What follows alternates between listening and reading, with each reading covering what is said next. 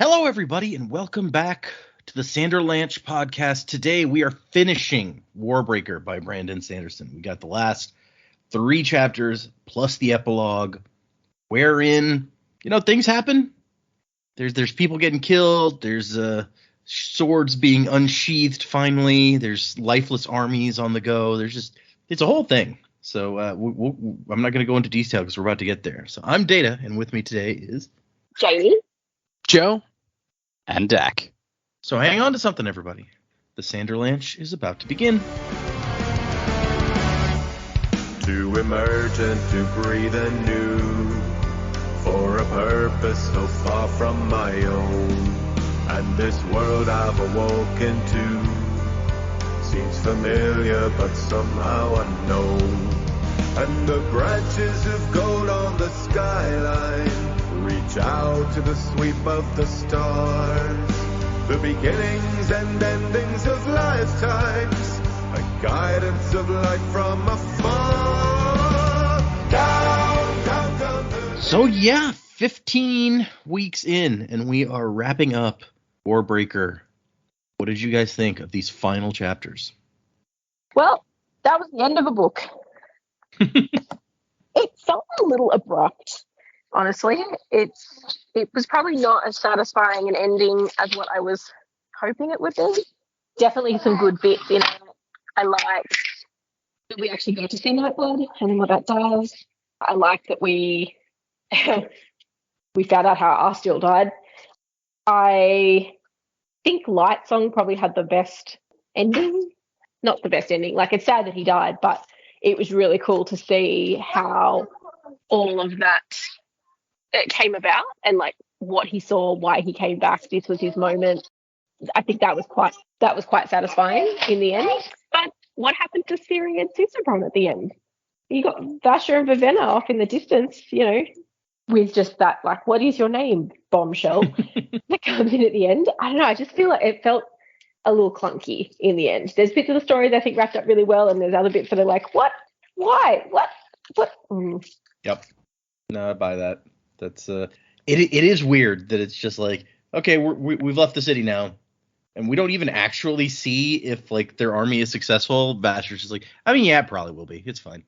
I mean, probably, but it would be nice to know. Right? We actually don't know the outcome of the war. It's not over, But yeah, finding out Lightsong's like history and why he returned and everything is one of my favorite bits because and I don't know what any of you thought of this whole time of the iridescent tones religion, but in the end we find out that they're kind of right. Like, Lightsong saw something on the other side and came back to try to stop it, even if he didn't realize it. Yeah, it's absolutely true, which is cool, and I think he finally believed his own religion, which was nice. I think it's, oh my gosh, I am a god, and this is what I was supposed to do. Yeah. This is why I came back. I saw how this was going to go, and it's all come together now. I don't think it's about his faith. By that point, he's got the faith, but he knew exactly what he had to do when he had to do it. Meant to be. Yep, worked out. Oh boy, this book. It's a little irresponsible. This book is. Irresponsible. I don't know, man. It ended abruptly, like Jamie mentioned. The whole pacing of the book was really just not good. And then, like, the best bits of the ending are exposition in the epilogue. So it's like, yeah, it didn't really land for me.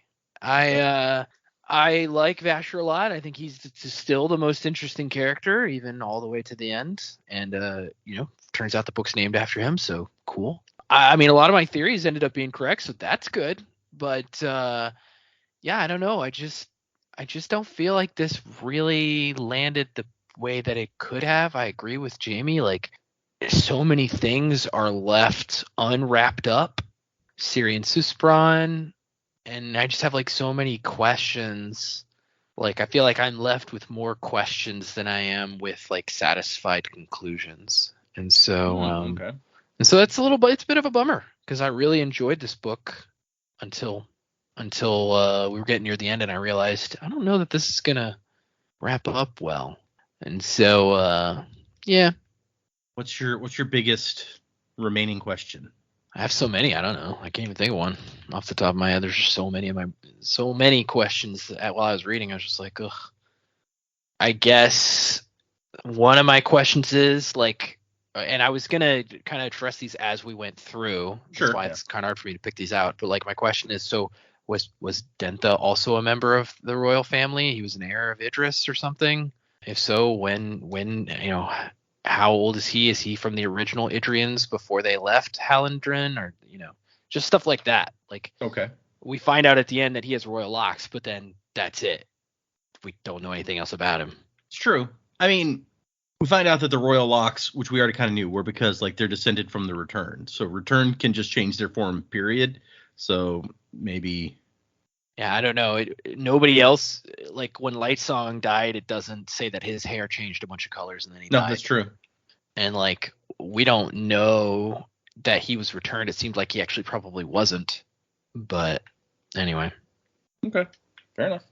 Oh, listeners, we've said many times on this show when we come towards the end of a book, oh man, I don't know how Bran's going to wrap everything up before the end of the book. For the first time ever, he hasn't. Yeah, no, honestly, when I saw the word epilogue pop up on the next page, I was a bit dumbfounded because I was thinking to myself, wait, hang on, that can't be the epilogue. The epilogue comes after the story's concluded. It's still going. What? Yeah, like, I am very unsatisfied with this ending. I apologize to the people who really like this book. Like, it was not for me in the end.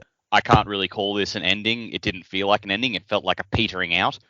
I don't like to be the guy who says, oh, they should have done this or they should have done that, because I feel like that's just arrogance on the part of the reader saying, I know better than the author or whatever.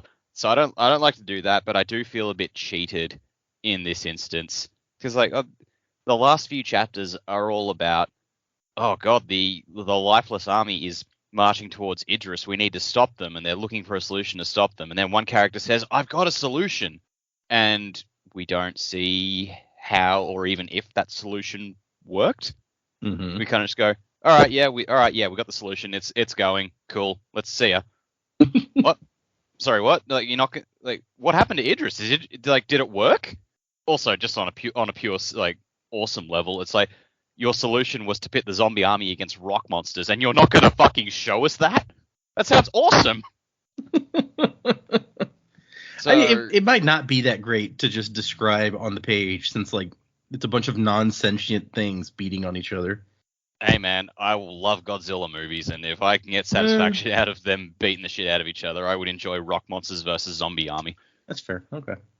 Yeah, like the ending of this book, there was a lot more telling than there was showing, and I thought that was to its detriment. There are plenty of good things in the ending. Like, I agree that I think the conclusion of Lightsong's story was excellent. Like, really fulfilled everything that character had built towards. And then following from that, Susabron busting in and saving Ciri was a really cool moment. And I loved like Vasher drawing Nightblood and just juggernauting his way back into the building and taking Denth out. And the way he took Denth out was really cool. But yeah, no, this section like really just left me with a lot of questions. I mean, what happened to Idris? Is Ciri really pregnant?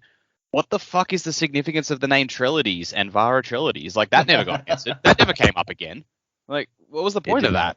Yeah, just in the end, I'm actually really unsatisfied with this ending, and it's dragged the whole book down for me. I'm sorry. I don't mean to shit on this for people who really like this book, but this did not work for me. That's fair. It's I don't know. Personally, I don't feel like I have as much problem with it as you guys after having read it several times. But yeah, I also don't necessarily like. I've seen a lot of people say this is their favorite book of his. Like, Lightsong is often quoted as like, yeah, it's my favorite character in all of his books is Lightsong. And I'm like, well, I don't get that exactly. That I can sort of see. I can see that, and I can see people saying Vasher is their favorite.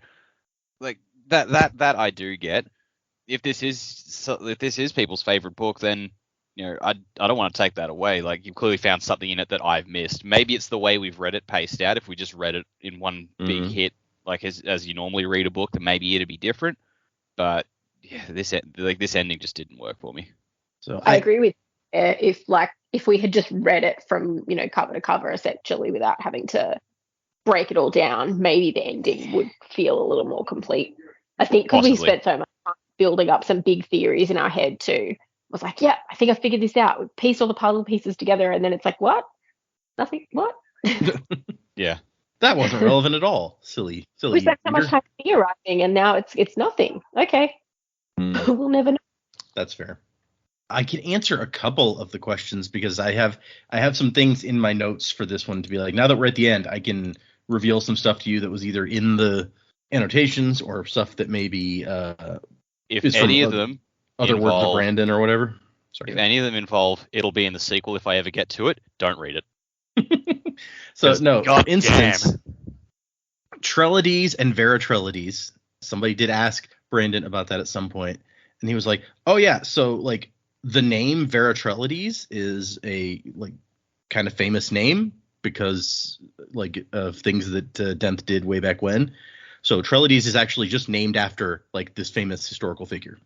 Great, cool. How the fuck are we supposed to figure that out? Yeah. Not supposed to. Also, I think it's supposed to just be like a red herring. Ones that they're supposed to figure out. It's probably just like the name John, you know? It's like mhm. he names someone else. So, yeah, bit of a red herring for sure.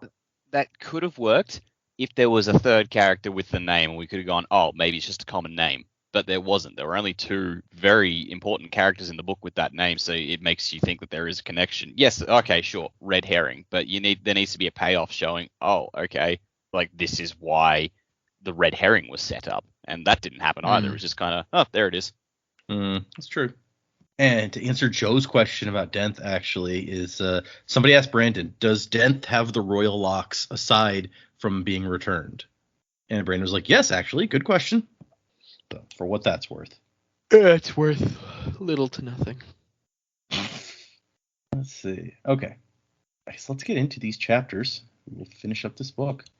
So we start out with Vivenna hanging outside the window, watching Denth like torture Vasher while Tongfa's like napping in the corner. He's like, oh man, can I really stop them both? Like they're professional tough guys and I am not. But eventually she's like, you know what? May as well go for it. Like what can happen to me that's worse than stuff I've already been through? And so she just pops in and throws some awakened rope at Tongfa and at Denth. But Denth manages to cut that piece out of the air while Tongfa is taken completely by surprise and gets the rope wraps around his face and neck. Yeah, I really wish Tongfa had been taken out by this ploy. Like, it would have been pretty satisfying. But instead, again, like the book's like, yeah, they went off somewhere with their money. They left us kind of twisting on Tongfa too. So I was like, ugh. Yeah, I'm glad you brought that up, because if you didn't, I was gonna. Actually, that's another one of the notes that I was gonna read. Hold on, let me see where to put that. So he's like, yeah, we don't see Tongfa or Jules or Claude again in this book. They'll come back later. Without Denth's control, Tonks is off to start murdering and killing wantonly. By the next time you see him, he'll have changed quite dramatically. Jules, on the other hand, is taking Arsteel, Claude, to his brother, who is a master of lifeless commands.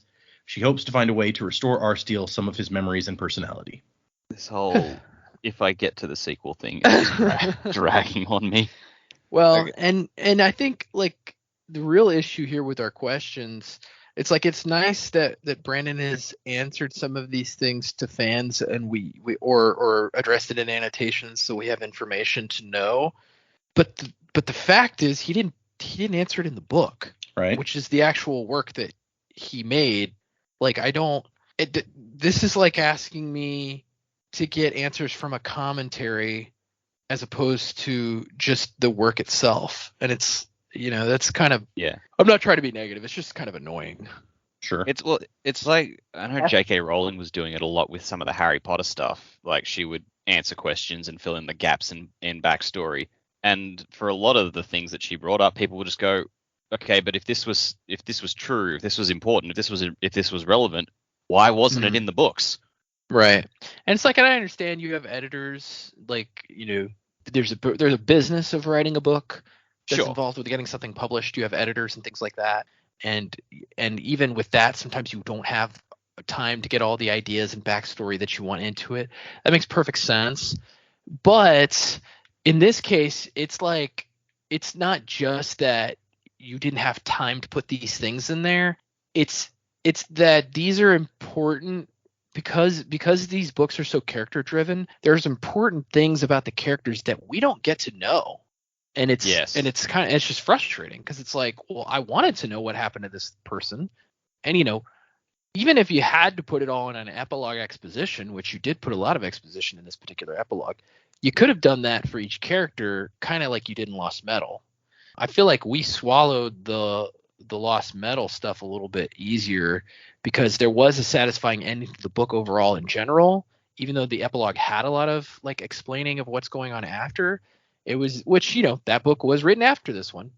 But it was a book that kind of wrapped things up individually, but it was still tied into the main story in the fact that it was showing each of the characters' reactions to the ending of the story of death of Wayne dying and like all of that stuff. So it was done, I feel like, a lot better than this was. Yeah, if we got an extra perspective, I guess, at the end in the epilogue, like you're saying, I think that would have probably been easier to swallow. You've got Vivenna and Vasha, you need Ciri and Sisterbron. I wouldn't have mind hearing from the King of Idris again. That would be kind of fun to see what's happening on his side. But yeah, we definitely needed something else. Yeah, like even the Idris, King's but even like the King's perspective of, oh no, this army is approaching. Oh wait, what's happening? Oh my gosh, it's these other stone men are fighting the lifeless and they're dying. Like even that would have been better than like leaving it up in the air. Mhm. Yeah, it would have been confirmation at least that, okay, yes, the plan worked. Because as the book is written, we don't know. For all we know, Idris got destroyed. It's true. Right. And like also like the stuff with Parlin, like his dad was obviously an important member of the army in Idris, like he was the general or whatever. It's like, does he know his son died? Because his son died and nobody ever reported. Vivenna never reported back because she's going off with Vasher. Like there's just all this stuff that it's like, yeah, what's going on? Yeah. I guess going back to some of the stuff that you were talking about, the annotations as well, Joe, didn't we find out that Denth and the crew had been killing like the Idrian army as they came in, all in annotations? Because we never got their view. Right? No, So, she sees she sees some of the soldiers like dead and stuffed in sacks, and like figures out from that she infers like, oh, my father's been sending people and Denth has been killing them.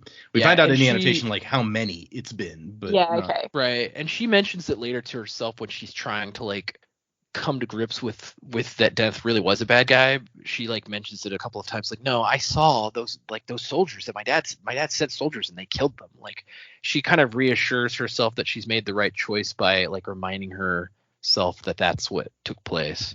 Yeah, so like it's mentioned, but it's just things like the scale of it. I think when we got that in the annotation pulled out, that he sent people after people after people, and they were just all taken out. It's just, yeah, like that sort of information in the annotations. I'm sort of almost having trouble determining like what we got in the book and what we got in the annotations. Mm-hmm. All the stuff, Claude and Arsteel. So in the book, we never find out that Claude is Arsteel, right? I don't think so.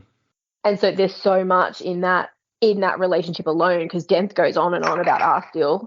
It's like, why should we care about what happened to Arsteel? Who is Arsteel? Don't understand what you're talking about if we've only got the information from the book.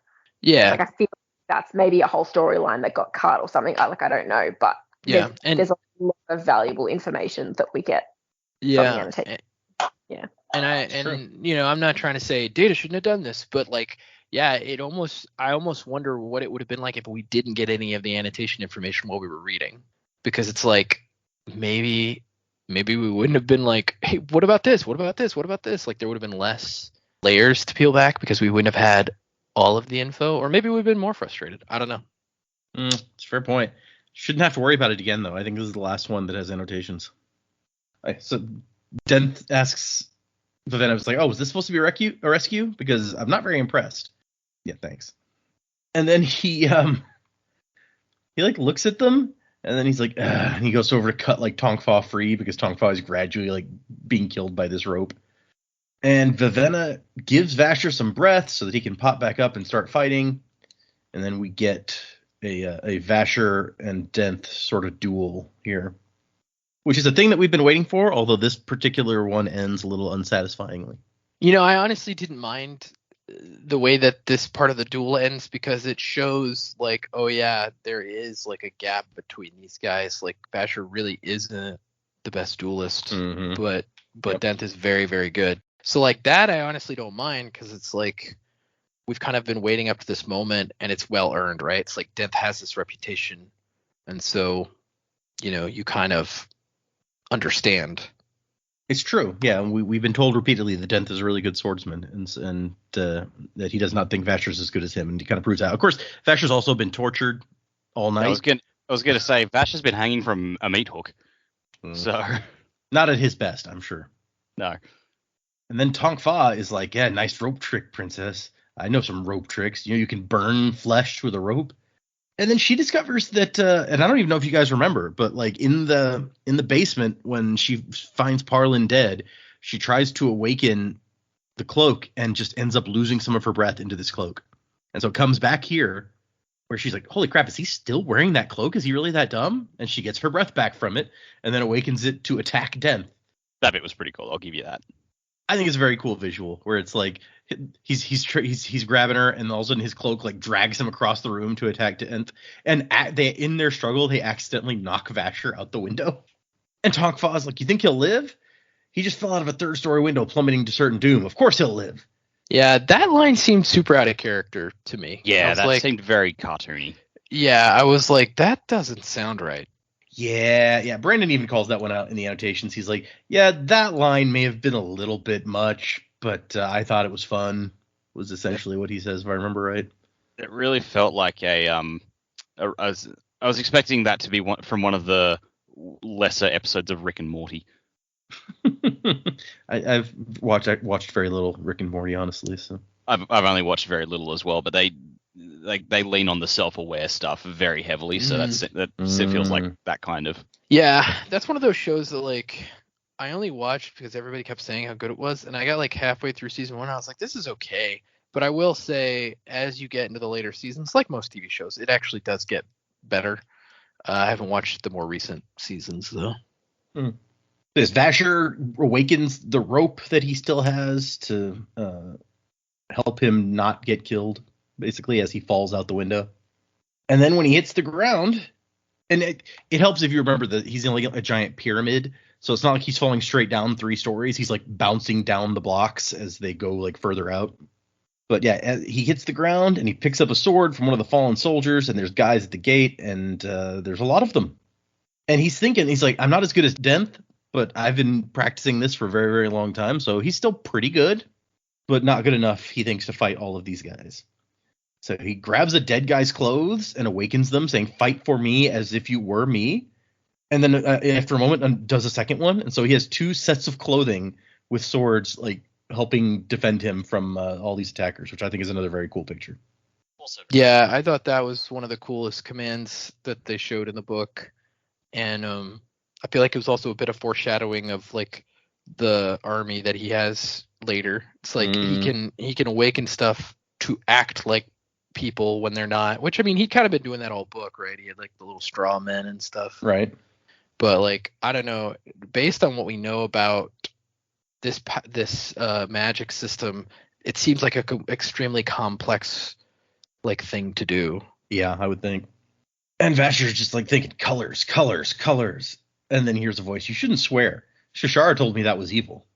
Nightblood is hanging out over by the entrance among all the dead people where Vivenna threw him. Aren't you going to thank me? I came to save you. And so Vasher runs and grabs the sword from the dead guy's chest and pulls it out.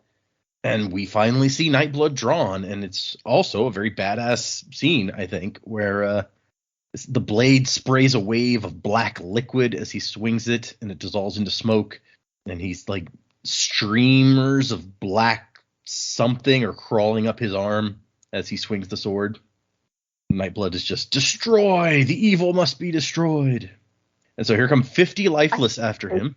I can see why he doesn't want to draw Nightblood all the time. Like, there's definitely a cost to drawing him. Yeah, Nightblood's always wanting to be drawn, and this shows us that, yeah, there's probably a good reason not to do that all the time. But it's a very impressive sword. All it takes is a single scratch, and whoever he cuts is just gone, dissolves like paper being consumed by an invisible fire, it says, leaving just like a stain of blackness in the air that evaporates. So, yeah, he takes out all of the lifeless pretty quickly with this super sword. but it also sucks up his breaths very quickly. He destroys all 50 lifeless, but it costs half of the breath that Vivenna had given him. And watching this happen, the soldiers turn and they run away. Like, not going to mess with that. Okay. And then he slams Nightblood into the wall, and the stone also just evaporates. And he uses this to not only go through walls, but through, like, floors and back up to the third floor where he left Denth. But by the time he gets there and he can't find Denth, the room appears to be empty. He's almost out of breaths. He's got like 50-ish left. And he knows that once the sword sucks up all his breaths, it will kill him. So he like basically chucks it and falls to his knees. And then here comes Denth, who was waiting for exactly this. And he gives him a sword and he's like, okay, come on. We're going to finish what we started. We're going to do this duel thing. Then we cut to Bluefingers and Ciri heading up to an upper floor of the palace, where we find out that his plan is to sacrifice her on an altar and then let Idrian see it so that word of this can get back to the Idrians, that the only reason they wanted a princess of the royal blood was to sacrifice her to their god king on an altar. And so that's going to be fun for her. And we see Lightsong for just a moment to see that the god king is thrown into a cell next to him, before we go back to Vasher and Denth fighting. And Denth is just constantly like, yeah, I knew you never beat our steel in a duel. Like, tell me what happened. And Vasher's not going to say anything, which I skipped it earlier, but as he gets knocked out the window, he's upset because he's like, oh, I was almost there. I almost had him, even though he was losing that duel. So I don't know what you guys thought at that point, like he had in mind. But Ciri's trying to convince Bluefingers, you don't have to do this. And he's like, I mean, yeah, I pretty much do. Like, this is going to help our cause. This is what we're trying to do. Once they find out what happened to you, the Idrians in the city will riot, and the Landrons will have to put them all down to maintain order, and the survivors will go back to your homeland and tell them what happened. He's like, I'm sorry about this, but it's what has to be. I like Ciri's just like, but it doesn't. It's like, you really don't have to, though. He's like, And then we cut to Lightsong, who's watching the God King being all upset, but he's like, I wonder why he's not talking. He's just like making noises at these guys. And as he starts reflecting on his life, we see the flashback, basically, to what happened the night that he died. They were on a ship called the Red Panther, so there's where the Red Panther comes into things. And they Damn, I was actually hoping for an actual Red Panther. Right? Yeah. I want to see how. I'm just wondering how that, if there was a real Red Panther, where could we have brought that into play? That was actually Callard's Phantom. The Panther, a whole like bunch of panthers. No, just one giant red panther buried under the city. Oh, that'd be crazy. just chases down all the lifeless and fucking kills them all. Sounds too Thor 3. Giant wolf. Think that a little bit, yeah. Panther. The green eyes. Yeah. Lightsong starts to remember who he was. Basically, he was like a forensic accountant, is what we learn here. That people hire him to like find out what happened in business deals and if they were being cheated or whatever. He was like that lady in Bones, Dr. Bones, but with accounting. And so the storm kicks up while they're on this ship, and Larimar's daughter comes out from below decks, which that wasn't smart, and gets swept off into the ocean. And Lightsong was over here tying down some barrels and stuff with a rope, and so he still has the rope in his hand. He jumps in after her and finds her, wraps it around her foot, and then gets swept away. But when he dies, he sees something. He'd seen war and destruction, and we find out in after a little bit more, it's like he remembered a voice, calm and comforting, offering him an opportunity to return to try to stop like his entire city from being destroyed. And that's when he's like, by the colors, I am a god. Like, this religion is true. Holy crap. So this is where you guys, I'm sure, noticed by the end of the book that we had not touched on anything about the shard that is in residence on this planet. And I could have brought it up at the beginning, but I didn't want you to be like, oh, okay, well, the shard's not going to have anything real to do with the story if I told you that up front. So I wanted to leave it until the end. But basically, the shard on this planet is called Endowment. Endowment. She's endowing people with the, this divine breath. And then the magic system lets you endow other things with your breath. So it kind of fits. And the person holding the shard is called Edgley, as in the tears of Edgley flowers. Okay. Yeah, doesn't obviously doesn't get super involved here, except that we see she's out there somewhere, like giving people the opportunity to come back after they died to try to stop or change something that they saw from the other side. And if you remember all the way back to like the end of Elantris, where Chris's notes in there are talking about like she doesn't understand where like what makes the decision for how people on Cell get turned into Elantrians. And she says it's not like Scadrial where it's genetic, and it's not even like Nalthis where the local shard decides.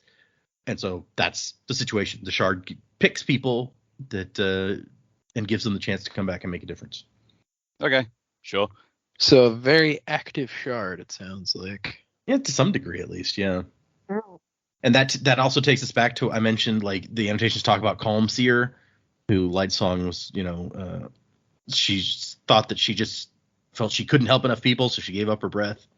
When in actuality, it's a whole thing where she was like this lady who was really nice and always helped everyone, and her neighbor got really sick, and she went and like nursed her through her illness, but then she caught that same disease and died of it, and then she returned. And so one day, while she's hearing petitions, she sees a guy bring his wife in who's very sick, and it is her daughter who has the same disease that she had and is going to die. And she realizes this is why I came back to like save my daughter. And so she gives up her breath for that. Wow. Did she realize it was her daughter before she did it? She realized like at that moment. And he says in the annotations, like that's what often happens is at the moment where it, whatever it is comes up, they remember all this. Kind of like Lightsong is remembering everything here. Yeah. Wow. So yeah, he didn't quite understand. That's cool. It kind of makes, which I know we didn't really much like her, but it kind of makes Blushweaver's death tragic. It's like she never got to like realize her purpose or whatever. Yeah, well, the moment she was brought back to do.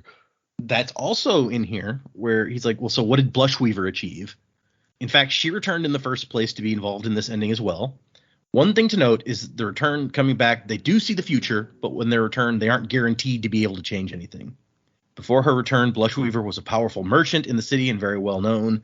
She was assassinated after denouncing a group of dye merchants that she worked with for their deceptive and criminal practices. Her testimony ended with them in jail, but it got her killed, and that's how she ends up with Blushweaver the Honest as her title.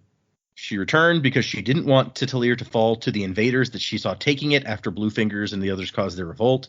That's why she gathered the armies. While she didn't quite succeed as well as Lightsong did in her quest, she did help out quite a bit. I think she's pleased on the other side with how things turned out. So she also saw something about this, but yeah, I guess that didn't quite work out as well for her. And so let's see. Lightsong figures out after all this exactly why he's back and what he's supposed to do, and he reaches out and grabs the God King. And we don't see him actually do it. We just the priest looks up with alarm and Lightsong grins at him, and that's where we cut away, which is very fun. And one of the things that he said was like, yeah, a lot of you probably saw this coming. A lot of like my readers predicted very early on that like Lightsong was going to give up his breath to give the God King his tongue back. And he's like, it's kind of obvious. You have the one guy who can't use his magic unless he's healed, and the other guy who can heal somebody with his magic. So, and which I was like, oh, well, I didn't see it coming. Yeah, no, I had no clue. Yeah. It didn't even occur to me that would be an option. So it hit for us at least. There you go. Yeah. I would say as well, I never considered the possibility that Returned could heal other Returned. Yeah. Sure. Yeah, I mean, I predicted that a deific breath might be used, but I didn't think it would be used in that way. Right. Yeah, last time you had a lot of predictions about how we might see deific breath used. So I think a lot of us thought that the God King was not going to make it through this, but it turns out that he does. Not only that, he is extremely powerful now with his tongue back and everything. And so Denth is beating the crap out of Asher basically, and then just like talking shit at him after he's got him down. It's like, you judge me for being a mercenary? What was I supposed to do? Take over kingdoms, rule them, and start wars like you did? And Vasher says, you were a good person. He says, that man saw and did terrible things. I tried going back, but the darkness, it's inside. I can't escape it. My laughter has an edge to it, and I can't forget. And Vasher says, I can make you. I know the commands. I'll take it all away from you if you want. And Denth is like, no, I don't deserve that. Neither of us do. Goodbye. And he's going to kill Vasher. But then Vasher grabs his leg And he says, my life to yours, my breath become yours, transfers the breath to him, which, as we've seen before, when you get a bunch of new breath, you are kind of incapacitated for a second with the sensation of it. And he uses that moment to cut his throat. And he's like, nobody ever expects it. Breath is worth so much. To put it in someone and kill them? No, nobody expects that. You wanted to know how I killed Arsteel? Now you know. And the notes for this section just said, there's a good chance after killing Vasher that Denth would have just walked over, picked up Nightblood, and let the sword drain his life away. He wouldn't have been able to live with the guilt. But we didn't get there, so. Yeah. Guilt of killing Vasher? Or just the guilt he generally felt? I think in general. I think like once he's avenged his sister by killing Vasher, he's done, basically. And so we cut to Bluefingers, who's like, hey, I mean, the least I can do for you is I'll kill you myself and not let the Lifeless do it. I'll make it quick. It's okay. It's very generous. I mean, I like that. Like you see it a lot in plenty of movies and books and shows and everything else. Like the bad guys who refuse to get their own hands dirty because they think they're too important for it. So it was nice that he's just like, look, I really don't want to do this. So like, but I have to. So this is the concession I'll give you. It's like it's twisted, but it makes sense in a way. Mm-hmm. Like it shows he's willing to follow. He's got integrity. He's willing to follow through on what he says needs to happen. Sure. Yeah, I see that. She convinces him to not kill her on the altar, let her die standing up, and put her on the altar afterwards. And he's like, yeah, okay. And she tries to convince him still, like, you realize the wife of the God King can be a great hostage. You don't have to kill me. But then they feel the building shake. And somebody's like, earthquake? No. I love that. It's so like real. It's like earthquake? What's going on? It is the God King, who now that he has his tongue back, is just like strolling through the palace, awakening like all of the rugs and the tapestries and things. And they swarm into the room and start grabbing people and tossing them around. Like he's like a Cthulhu thing going on here with just tentacles of various bits of palace decoration. Maybe the real tentacle monster was the God King all along. Yeah, nobody saw that coming, huh? Nope. And Bluefingers is still trying to kill Ciri as the God King is like throwing the priests around left and right, or the fake priests. And Susebron's like, you will stop. And everyone's like, holy crap, wait, he can talk now? He could talk. He could talk. He could talk. He could talk. I can sing. That would have been. Ooh, help me, Dr. Zayas. Yeah. Dr. Zayas. Susebron just starts a musical number. That would have been an interesting approach, yeah. He's like, I'm going to kill you with the power of song. Well, if they can manipulate the colors and stuff, it'd be like Dazzler from the X-Men who turns sound into light. Yeah. That's actually great. Yeah, I like this. That would be fucking cool. So going into the last chapter, the annotation I wanted to read says, I'm torn about this ending. It seems like the last chapter is a little anticlimactic, and yet at the same time, there's still the major conflict of the book to resolve. Or is it the major conflict of the book? Probably not, as I think about it. This book's major conflicts were character conflicts. Yes, we want to save Idris, and it's important, but what happens with the characters has overshadowed that. Perhaps that's why the chapter feels a bit tacked on. It's not as bad as the Well of Ascension's second ending, however, and I think it's nearly the best way to format this story. That doesn't stop it from feeling a little extraneous, though. Wait, Brandon said that? Yep, that's what he says. Even Brandon didn't like the Well of Ascension's ending. Hey, remember that book I wrote? Yeah, the ending's not great. Well, he says the second ending of that feels tacked on. So, like the post credits scene, basically. He also says important things to note here. Nightblood does not remember being drawn. When he was created, the breaths gave him sentience as planned. That was the big goal in making him, to prove the existence of Type 4 biochromatic entities. However, once he's drawn, his command takes force, and he acts much more like a regular awakened object, but one with very strange abilities and powers. During this time, his breath is diverted to creating the powers, and his mind goes fuzzy. So just a little more details on Nightblood. And so, yeah, Vasher finds Vivenna, and she's like, geez, about time. And he's like, yeah, I don't have any breath left, so it was hard to find you. Nightblood devoured most of it, and Nightblood's like, I don't believe him. Like, I can't really remember what happened, but we did slay a lot of evil. Denth is dead, but no sign of Tonkfa or Jules. I think they took their money and fled. So it's over, and he's like, and we lost. They sent the army to attack Idris, and there's no way to stop them now, so we're screwed. All of this fighting with Denth, it was all secondary. It distracted us. We couldn't stop them in time. And we get Ciri and Susebron, who are also trying to figure out what to do about this army. There's a lot of soldiers marching, and not much we can do about it. Although we do get the one moment where they come back down to the dungeon or whatever, and they find Larimar with Lightsong's head in his lap, and he's just like, he was, what does he say? The return can heal one person. It's their duty to decide who and when. They come back for this purpose, some say, to give life to one person who needs it. The amazing thing is Lightsong did it twice. And so Vasher and Vivenna are talking about how do we stop 40,000 lifeless, and Vivenna has ideas, but Vasher immediately shoots them all down as not being very good ideas. It's like Vasher says that even if he had tons of breath, there's no way he could stop them. Like, there's too many of them. They'd get in a lucky strike and kill him.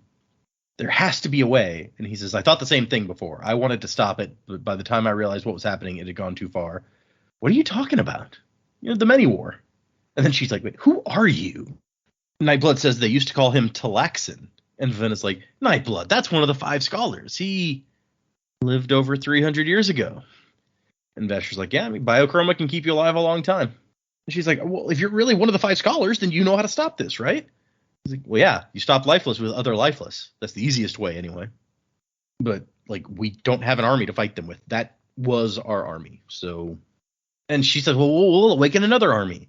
He's like, where are you going to get 40,000 breaths from? And also 40,000 dead people to wake up as an army? To the graveyard. And we also find out that she suggests the God King. He has all that breath. And Vasher says that his tongue's cut out. But the 10th heightening allows a man to command mentally without speaking. But it can take months of training to learn how to do it, even if you have someone to teach you. And they probably have not taught him. Which, there you go. There's our explanation for how you can give your breath away when you have no tongue. And then Nightblood's like, hey, Vasher, you left an army here last time, right? Like, yeah, no, I remember. You were talking to that priest, and you told him to take care of your breath, and you gave him your army.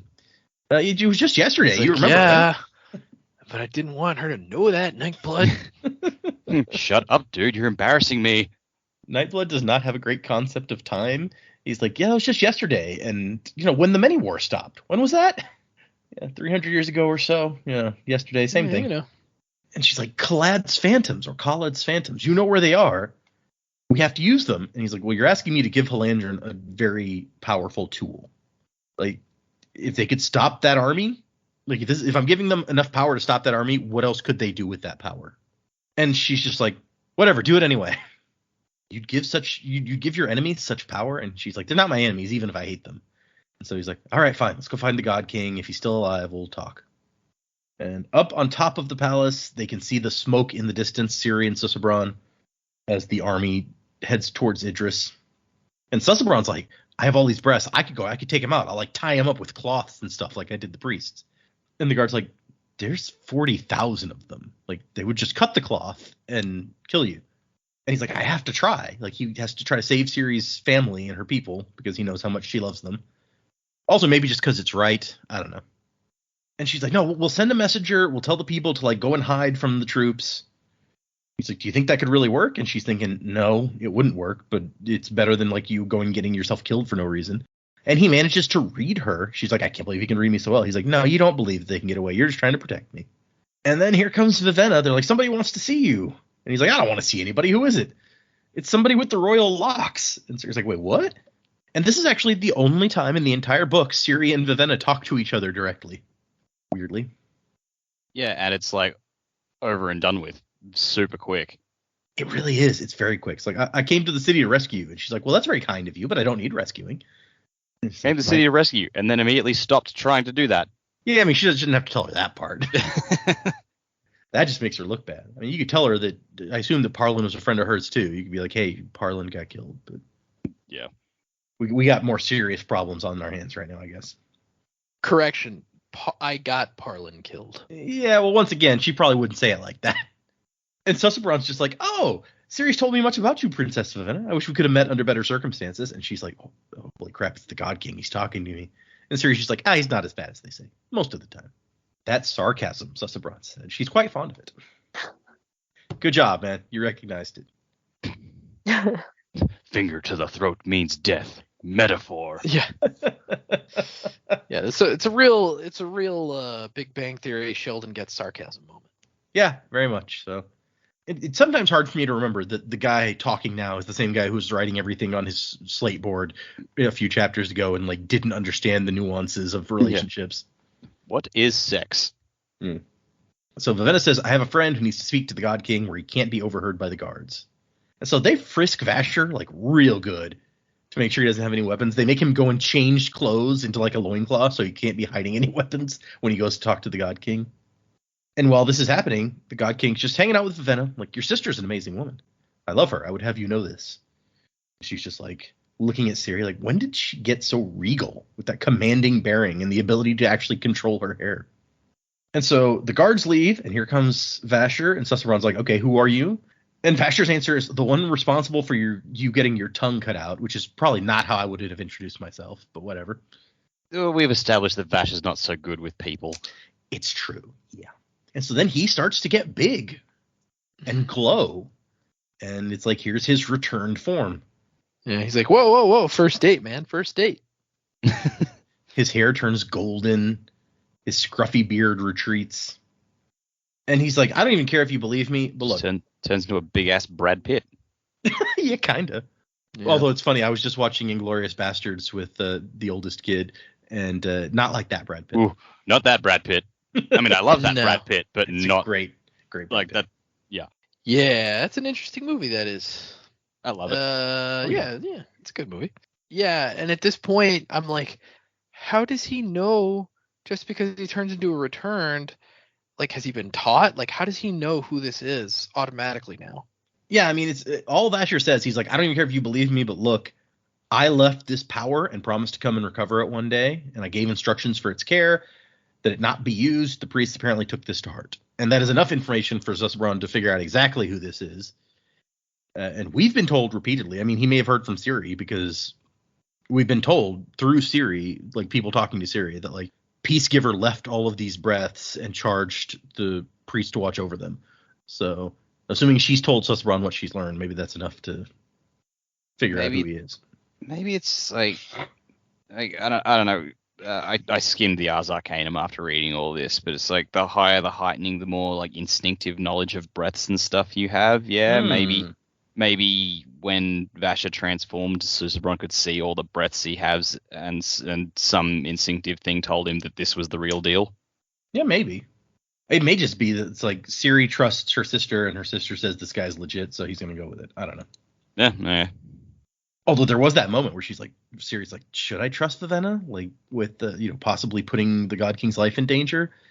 I trusted Bluefingers, and I was wrong there, but no, she trusts her sister in the end, so that's good. And like Vasher is just like the God King kneels to him, like, oh my gosh, where have you been? Like, he says, paying for what I've done, or trying to. That's unimportant. You have a group of rogue lifeless. You've lost control of them. He puts responsibility for this squarely on the God King, and he's just going to boss him. It's like, it's your fault that this has got out of hand, and you need to fix it. And the God King's like, oh my gosh, I'm sorry. Sorry, my lord. My bad. Yep. He's like, I just learned how to talk like last month. I'm sorry, man. Vivenna says, I trust him, which that's a decision she made quick. And Vasher says, it's not about trust. Either way, I'm going to give you something. And so it turns out that Khaled's phantoms that we've been hearing about all this time are those statues, or at least about 1,000 of those statues that we've been seeing throughout the whole book, just hanging around out in the city. They like to dress them up in things. These were was the army that he used to stop the Many War. And Susurron's like, but you stopped the Many War through negotiation. And Vasher's like, you don't know much about war, do you? And he goes, no. And Vasher's like, well, learn, because I'm charging you with command of this army. Use it to protect, not to attack. Use it only in an emergency. And then he gives him his command phrase, my sin be hidden. So we find out that these Dedenier statues are not exactly statues. They are human bones encased in stone that were awakened to fight. And Vasher told us straight up earlier in the book that he's like, yeah, I came up with tricks that involved like bones and putting them in stone or whatever. He told us exactly what he'd done, and I don't think that you don't pay that much attention to it at the time. No, I feel like that foreshadowing was definitely missed on our part. And so Vivenna instantly grasps how powerful these things would be, that like with stone to basically shield them from damage. If the bones inside are strong enough to move stone around, then they would be extremely strong soldiers. And she's like, but they don't even have any ichor alcohol. And he's like, I mean, we didn't always have ichor alcohol. It just makes awakening cheaper and easier. And really, I think it's become kind of a crutch for people. Yeah, that, and like they find out, he also had mentioned earlier that ichor alcohol is like really only necessary if it like gets drained, because it acts as blood anyway. So it's like, if you don't need it to make them move originally, why would you need it if they don't ever get like completely hollowed out? Well, he says at one point that it's like, if you don't use ichor alcohol, then they start to go bad after a few months or something. Like, I think the blood must congeal or something in there. And the main chapters of the book end with Vasher being like, they're your responsibility now. Do better with them than I did. Abrupt ending. Yep. And then epilogue. And it's like, the next day, an army of 1,000 stone soldiers charged out of the gates. And Vivenna's like, man, how often did I hang out around those statues and never realize what they really were? And then the two of them are just strolling, having a conversation. And she's like, will they really be able to stop that other army? And he's like, yeah, probably.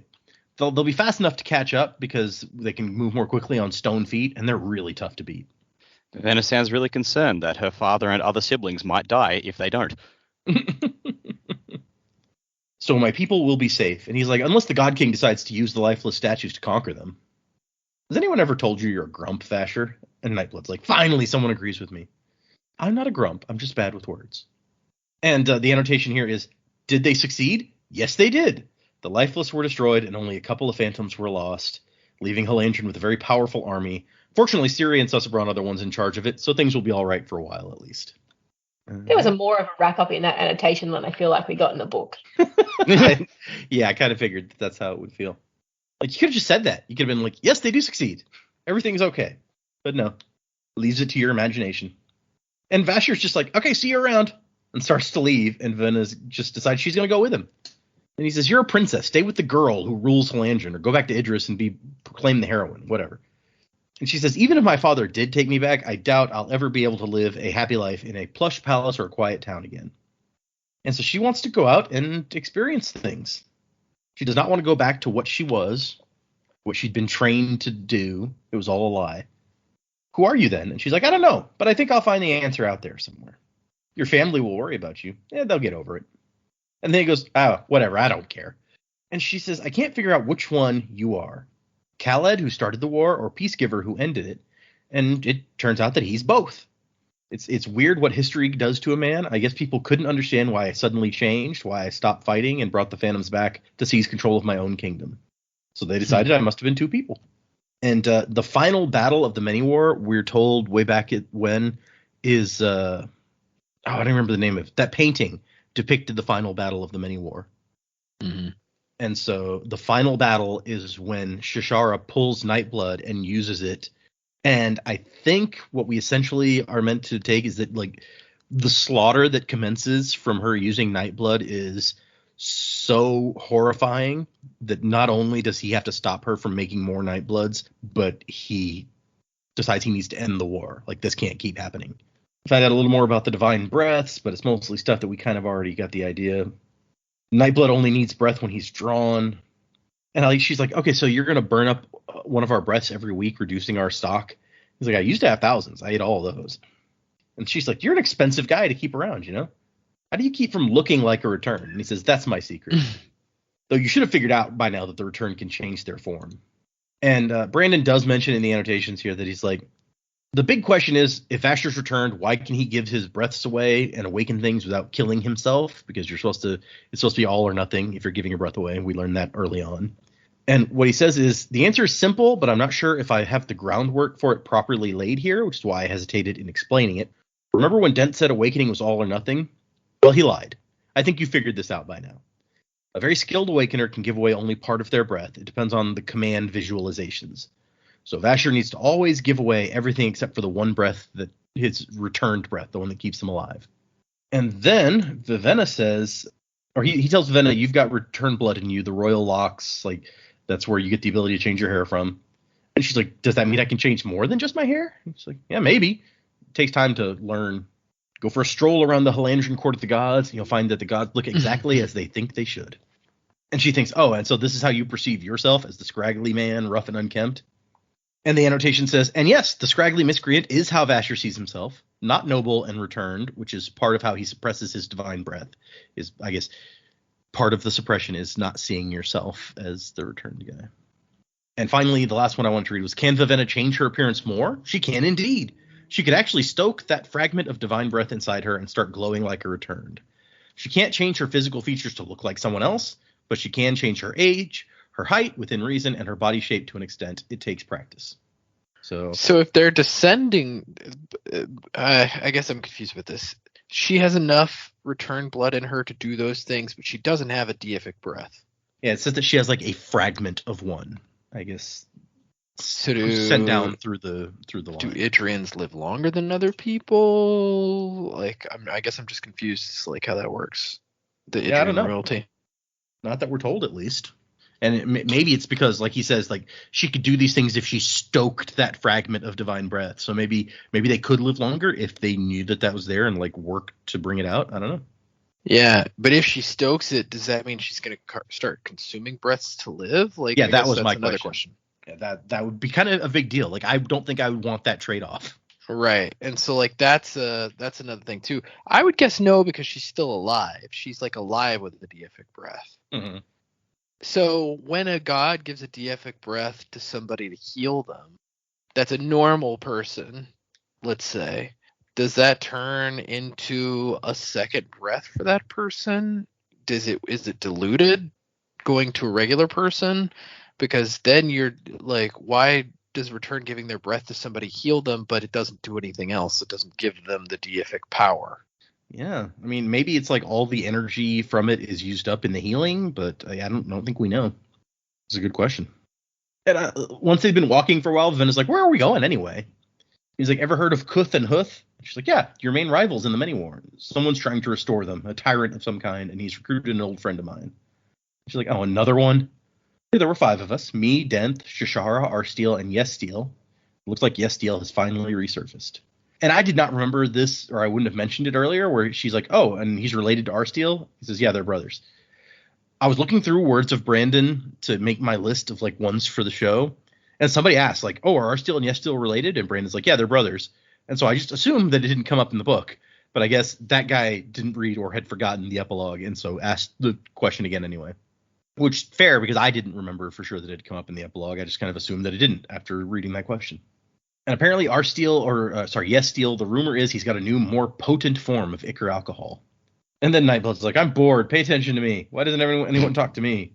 And Vivenna ignores him. And Vasher says, because you're annoying. And finally she says, what's your real name?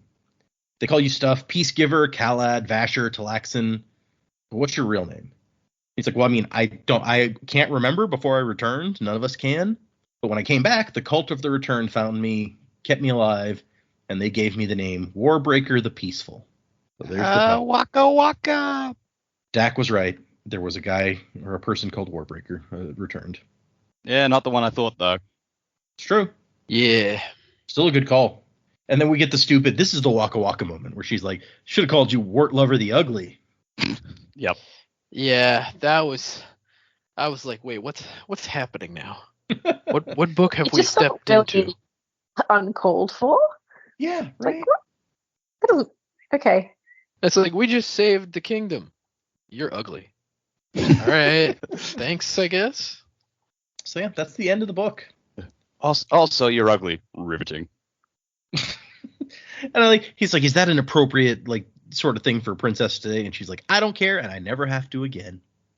So good for her, I guess. Sure.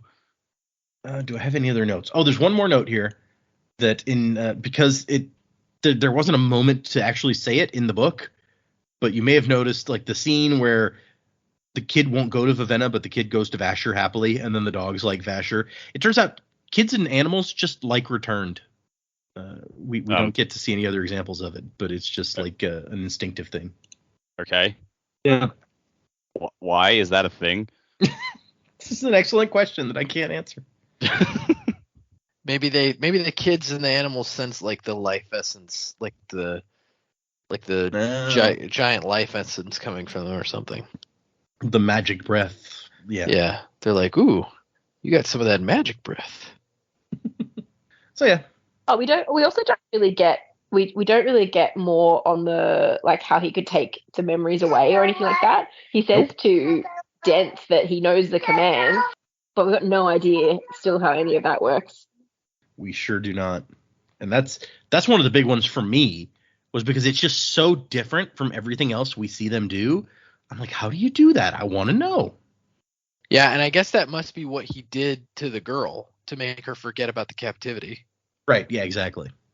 But yeah, it's like we don't actually know what he did. Just he used that power in some way that we don't know, some kind of command. And it's like Vivenna described it as like seeing her breath flicker. So I wonder if he somehow could manipulate like the investiture inside you, like that's somehow tied to your memories as well, and it like he can turn it off, part of it off. I don't know. I feel like whatever energy you have in you, because we know, for example, after Kelsier dies, that like shadow of Kelsier remains afterwards, right? And it gets juiced up in the Well of Ascension, and he gets to stick around permanently, more or less. Yeah. That, whatever that is, whatever energy that's made of, his body is gone, his brain is gone, but he still has all his memories. So the memories must be connected to that somehow. And so maybe that's part of what's happening here, like what you were just saying. I don't know. But, okay, there's nothing that we can do for predicaments. You guys can try to predict what's going to happen in Way of Kings if you really want, but I don't know that we have anything to go on there. It's kind of rough predicting what'll happen in the sequel to this book if it ever gets written, because he's already thrown out about 50 billion options. Yeah, it's true. I predict that there will be a sequel to this book. At some point. You got to wonder when, though. Yeah, when is the question? Because this isn't a Rothfuss or a Martin situation where like he just hasn't had the next book in the series come out because he's been working on it and it's taken him forever and a day. He's written how many books since this one came out, and not one of them was the sequel to it. So it's like clearly the sequel is not a priority for him, which is his right as the author. Don't get me wrong, that's not a criticism, but it's like, oh well, clearly the sequel's not like you're not that interested in one, which you don't have to be, but like who knows if we'll ever get it, since he doesn't really seem that interested in it. Maybe there's just not enough stuff for a sequel. Like there's things he wants to cover, but he doesn't quite have a story. Yeah, fair. And it's an odd one because I don't know. I mean, Jamie's got a point that we know there's all of this information that he's wanting to get into that book, but maybe he doesn't know the story he wants to tell. Who knows? That's a fair point. Yeah. I think I think it's more of an issue of like he may have the story in mind, but there's just other stuff that, like Dak said, is like the priority. He's writing these Stormlight books that he's trying to get out on a regular schedule. He's writing the Mistborn books that's his next big projects after the fifth Stormlight book is the next era of Mistborn, and so on and so on. And there's got like we know he's put out kind of a general idea of like, here's my plan for everything that's going to be in the Cosmere at this point. And so we know that Nightblood, I was going to say Warbreaker 2, but the book is tentatively titled Nightblood. We know that that's in there. We know that there's like one or two more Elantris books that he has planned. There's a total of 10 Stormlight books overall, and there's at least 2 more Mistborn trilogies. So he's just got all of these kind of on the go, and yeah, I don't know how you decide exactly what you work on next at that point. Sure. Yeah, I mean, I'm just looking at his big bibliography on Wikipedia now, and it's like, all right, in the Cosmere alone, since Warbreaker's come out, 10 Cosmere not full-length novels have been published, soon to be 11 when Secret Project 4 comes out. Mm-hmm. So, and that's Cosmere alone. Like, he's also got like Alcatraz and Skyward and the rest. It's true. Yeah. See if I can find this list of all the books that were theoretically. Okay, so yes, here we go. So in 2019, he put out this list of like what at that point he was planning to do in the Cosmere. And so there's Elantris 1, 2, and 3. He've already done 1, but 2 and 3 are still to go. Stormlight 4 and 5 were still not published at that point. And then 6, 7, 8, 9, 10. Warbreaker 2, Mistborn Era 3, Mistborn Era 4, Dragonsteel, a trilogy of Dragonsteel books, a trilogy of Aether books, which we saw a very brief glimpse in Lost Metal of somebody using an Aether. Oh, yeah. And then an untitled Threnody novel. And Threnody is the planet that the one remaining short story we haven't read, Shadows for Silence in the Forests of Hell, takes place on that planet. So we will get there at some point, and then apparently there's going to be a novel set on that planet that's planned. So yeah, lots of stuff in the Cosmere alone still planned. And yeah, I don't know how he decides what he's going to do next. I guess that's whatever he feels like. Yeah. Like, if there's a word of Brandon on that, I would love to hear it. Yeah, right. There probably is somewhere. I'm sure he's given talks about like how he determines what he wants to work on, but I don't know where. Yeah. All right. So instead, let's do, we kind of did at the beginning your overall thoughts, but let's do the final wrap up. Joe can do his rating because he likes to rate the books when we get to the end. Final thoughts on this book before we move into emails and stuff. No, look, I think while the ending didn't necessarily do it for me, I still really enjoyed the story. And it probably was shaping up to be possibly my favorite that we've read so far. I actually really did enjoy the characters. I liked that we had quite a few perspectives, but also not too many. It wasn't so structured in that triad thing that we had in Elantris. So I like that was a bit different. I really did enjoy Lightsong's journey in the end. I think it took a little while to get there, but once he started on his trajectory, it was pretty good. I liked his character.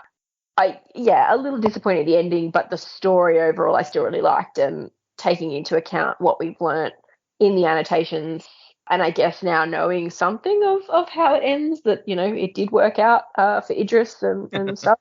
I guess that's sort of the ending I was looking for. Doesn't matter how in depth we read them. I think the predicting what's going to happen, once again, I think we've fallen into predicting really large, sometimes hitting the mark, but almost a bit too big particularly for a standalone book. But overall, yeah, I still really enjoyed it. I wouldn't shy away from reading it again, I don't think, and I would be very excited to read the sequel whenever Brandon decides to get around to it. Yeah. On the subject, though, when we started this book, I gave my opinion that, like, the Final Empire was a heist story and Well of Ascension's like a political thriller and Hero of Ages is like a war story. In my opinion, this one feels like a fairy tale. And so that's what I called it. And so I don't know what you can add in when you guys are giving your final wrap up. Like, if you were going to give it a genre in that way, like, what would you call this one? Yeah, I don't know. There's kind of three different stories we had going on. I guess you could kind of put it into that fairy tale bit. I think I don't know what I was hoping for. I think once Lightsong kind of jumped into all his investigation and trying to work things out, I guess it was kind of a little bit of a mystery feel to me. But we're definitely not, a political thriller or anything. It's a hard one. I think you're probably fairly close in terms of a fairy tale. Just a general mystery fairy tale, bit of a mystery. Okay. I don't know. There's so many avenues. I feel like it's neatly fit into one category. Yeah, that's fair. I'll address the genre first. I think honestly this one struck me as of more of what I would call high fantasy than like Elantris is. Oh, okay. Like, to me this seems, because Elantris almost had like this weird, not sci-fi, but like this weird kind of aspect that seemed almost futuristic and at the same time fantasy. So, and I don't know if that was the floating guys that kind of like, it just made me think of like robots, even though they weren't robots. Sure. But just something about it kind of hinted to me that it was more futuristic crossed with fantasy.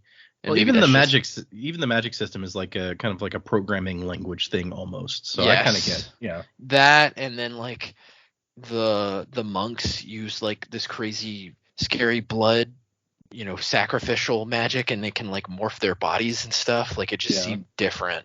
So I would say that this one to me is more high fantasy. And it's funny that Jamie said this was shaping up to be her favorite book. I was like halfway through, I was ready to say this is my most favorite thing that we've read, but the ending just landed so poorly for me that I'm actually barely ranking this above like Well of Ascension. It sucks because Vasher's probably one of my favorite characters that we've had in any of these books so far, but it just didn't do a good job wrapping itself up. And I feel like that can really, in my opinion, an ending can really kill a book. And I feel like this one was really killed by the ending. A sequel would love to read for the possibility of maybe getting some more information and some better wrap up and stuff like that. But to give this a rating, I don't remember what I rated Well of Ascension. It's been a long time. Because I liked the character so much, I'm going to give this a 6 out of 10. Oh, well. Okay. That's better than I expected, considering. Yeah, I was leaning towards like 5.5 or 5, but I'm going to give it a 6 just because I think they're such good, interesting characters, but it just didn't stick the landing. Yeah, and the Light Song stuff was really heartfelt and nice, but at the same time, like I still had trouble caring about him. And like to hear you say that some people's favorite character in all of Cosmeredom is Light Song, I'm like, really? Him? Like the only people that I can, and I'm not trying to insult those people that Light Song's their favorite character, but the person that I'm imagining that likes Light Song the most likes like that witty, I'm the smartest guy in the room type of behavior, and I feel like that is kind of yucky sometimes. So that's like the biggest drawback for me for Light Song. It's like he acts like he's the smartest guy in the room all the time, and then has that dumb self-deprecating like way about him. And it's like, it's a turn off for me. I'm like, I don't like people like that. Just be yourself. Like, and I know we're talking about Light Song in the manner of like, he can't be himself because he doesn't know who himself is. But yeah, I don't know. I'm not a big Light Song fan. Okay, that's fair. I mean, I don't dislike him particularly, but I'm just like, I don't see him ever being my favorite character. But you know, different people, different opinions, different strokes, as it were. Yeah, and I wouldn't say Light Song's my least favorite character in all of Cosmere. I think we know who my least favorite character is. But yeah, I don't know. Like to me, Vasher's a much more interesting character and has many more layers and a lot more potential than I feel like Light Song ever does or did. For anyone new to the show, Joe's obviously referring to his hatred of Wellen. Yeah, sure. That one guard guy who shows up the one time and yeah. If you're new to the show and you just came in for a review of yeah, Warbreaker, like who is new? Yeah, I don't know what's wrong with you, man. This is not the place to start the podcast. I mean, unless you're just here for place. Warbreaker, and if so, I feel bad because all three of us didn't love it. So I feel like we've mentioned Spook even so far in Warbreaker. So even if you were just listening to Warbreaker, you probably would still know. But also, it's like we've never exactly been secretive about the fact that, yeah, we're doing Warbreaker, but any book we've read before this, including Lost Metal, it's like, spoilers are fair game for us. That's true. Yeah. That's true. If you pick this up just for Warbreaker and you haven't read Lost Metal yet, we've kind of blown that for you. At the beginning of this very episode, we discussed in detail some big spoilers for the end of Lost Metal. Right. Yeah, like we're on a journey. If you didn't start with us, you're going to have to go back. I'm sorry. Yeah. I've seen people like in the Discord and stuff who talk about like they haven't read all the stuff we've read, so they just listen to the stuff for what they have read. And I'm just like, I mean, thanks, but I feel like that's not the best idea. Like, I don't want to spoil you. No. Like, that's not why we're doing it. Yeah. Yeah. It's yeah. like, Well, you're walking on dangerous ground. Yeah, like that is a choice you have made. And this warning probably comes a little bit too late, but yeah, a little bit. That's not advisable. Like for us, if you wish to avoid spoilers. Yeah, especially since we read like like we said, we talked about Lost Metal, which is like the most recent major release. It's true. They couldn't spoil any of the more recent releases because they haven't read any of the secret projects, but yeah. It's like, oh my gosh, when Tress met Wayne, how crazy was that, right? Yeah, Tress of the Emerald Sea went through the cosmos into the like afterlife and met Wayne. It was awesome. All right, so thoughts. I actually want to. I won't say Lightsong is my favorite character, but I just want to bring up, Joe, what you were saying about like the ending can make or break a book, and I wholeheartedly agree. I think, but also think for Lightsong specifically, the end of his story made it for me. I passably enjoyed Lightsong beforehand. Like, he was kind of fun, but like, his gimmick got kind of old, especially because I felt like he was just in place for a lot of the time and not really doing much. It's just like, here's Lightsong being funny again. And so that kind of bothered me. But when it got into the meat of his story right at the end and the choice that he made to end his life to save Susebron, I thought, okay, you just went up a few notches for me. So, like, the end of Lightsong's story, I wouldn't say he's my favorite character, but I can see why people would appreciate him in that manner. And now knowing his story, his complete story, and looking back, and like his whole arc was wrestling about, I'm not a god, and then he finally puts it together and it's like, wait, I am, and this is what I'm here to do. That was a really satisfying end to his story. So with the benefit of the complete picture of his story, yes, I can see why Lightsong would be people's favorite. Okay. So yeah, so that's that. Book itself, yeah, look, I think I've spoken in the past, like Well of Ascension and Shadows itself have been my least favorites up until this, but I think Warbreaker is the bottom of my list, unfortunately. And not just because of the ending. I do feel like throughout the book, I'm just like, all right, can we get on with it? Like, I felt like it was, and I don't know if that's, I expected more. I expect this to be a different type of story or what. Like, it was very character driven, which I appreciated, but I just feel like if we want to put this in a genre, this really felt like sort of a fantasy drama for me, which is not a bad genre to have, but the fact if that's what it was intended to be, like a drama character piece, it was undercut by the fact that we've still got a massive war encroaching in the background, because I felt like, well, the war seems like it's overtaking this story, and then at the end we barely focus on it. So True. Yeah, so trying to reconcile the genre of the book that I think this is with some of the events that take place in the background of it just didn't quite fit together for me. Now maybe that's me reading like something wrong into the book, or I took the wrong thing away from it, but I think I've talked about it before. It's like when you've got potentially mass casualties on the horizon and like a massive cataclysm where hundreds of thousands of people could die, it does make it a little bit harder to concern myself with the little people like in that moment, especially when they're focusing on trying to stop this, and then it's like, all right, well, they stopped it, hand wave at the end there, like, oh, what? So, and yeah, throughout the book, it was just a bit of a struggle, because like a lot of it came down to introspection. Lightsong worrying about, am I a god? Vivenna going, am I too judgmental? And like focusing on a lot of these internal struggles, like fascinating struggles, but it wasn't quite balanced with what else was going on in the story. I feel like, I don't know. I'm probably explaining this all wrong. No, I see what you're saying. Yeah. Ultimately, I can't really say I enjoyed this one. I would be interested to read it again and see if like maybe a reread will make me appreciate it more. That's definitely happened for plenty of books for me in the past that I haven't enjoyed on first read. But at this current moment, I'm just like, yeah, this one's probably my least favorite of the bunch. Yeah, okay, that's fair. I mean, yeah, you guys all have valid points about some of the weaknesses here, so I can't object to any of that. Yeah. Honestly, I don't know where I put this book on my list of like best to worst Cosmere stuff, so I couldn't even argue. I've definitely had at least one friend who is very heavily into Sanderson stuff. He asked me, "Oh, how are you guys going with your podcast?" And I'm like, "Oh, we just started Warbreaker," and he went, "Why?" Like, oof, guess I know where that falls on your list. Apparently, yeah. Well, I guess you guys agree, so it kind of works out. Yeah. What's amazing to me is like thinking about how I disliked the ending. You know, I went online and I was like, well, let me look at the reviews of like the book overall, and it's like one of his highest reviewed books. Really? Like the ratings are like 97%, 4.8 out of 5. Like it's one of his highest rated books, which is interesting to me. And I don't know if it's because it's the most accessible because it's free on his website, but like lots of people have read it.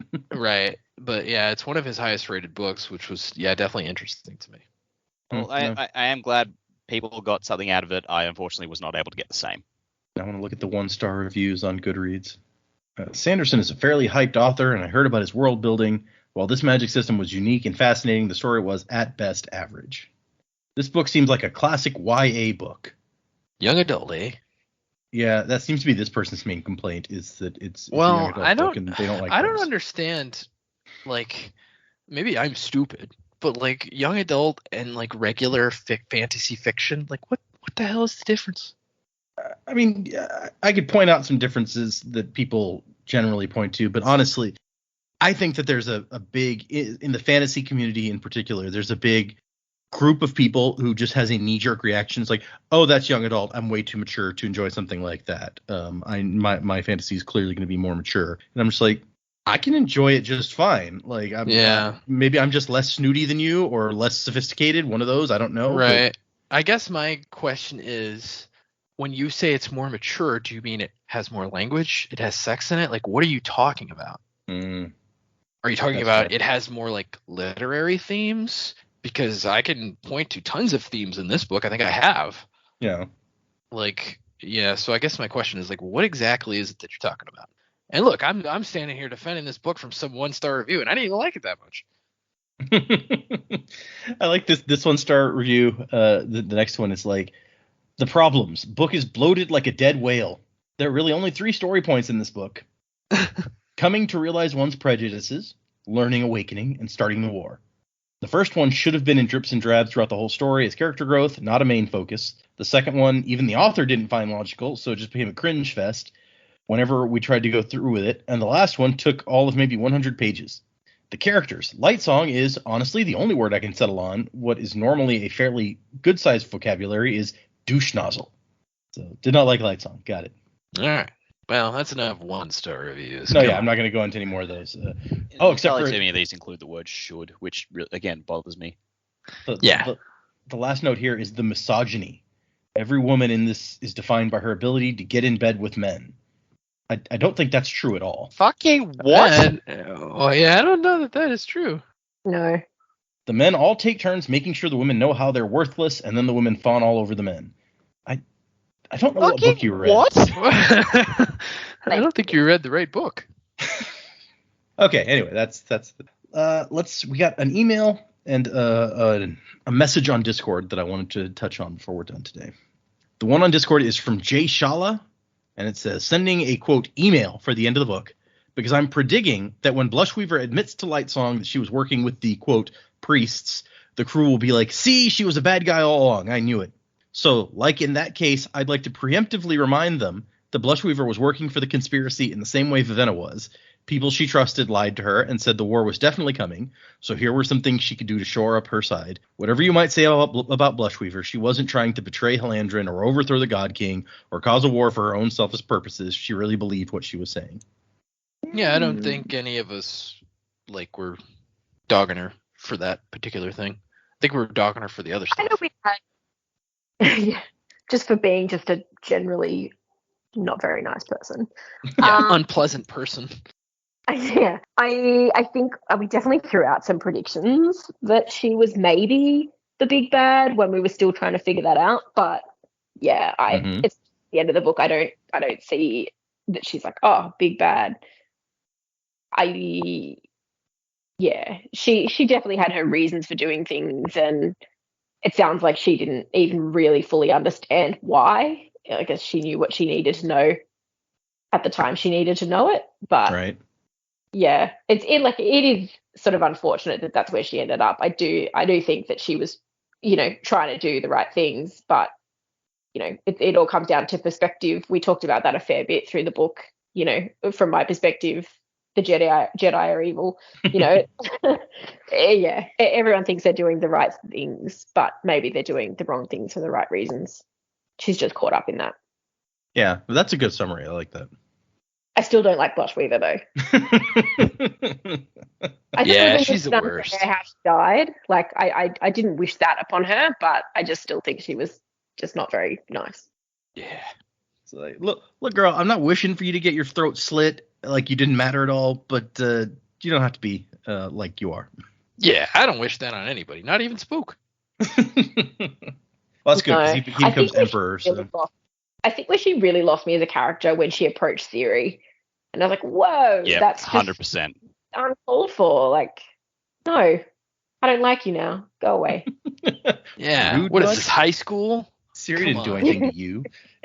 Yeah, she walks up to Siri's like, on Wednesdays we wear pink. You can't sit with us. The thing about this book is we have a character named Siri, and my phone keeps thinking I'm talking to it. Mm-hmm. Crazy iPhone.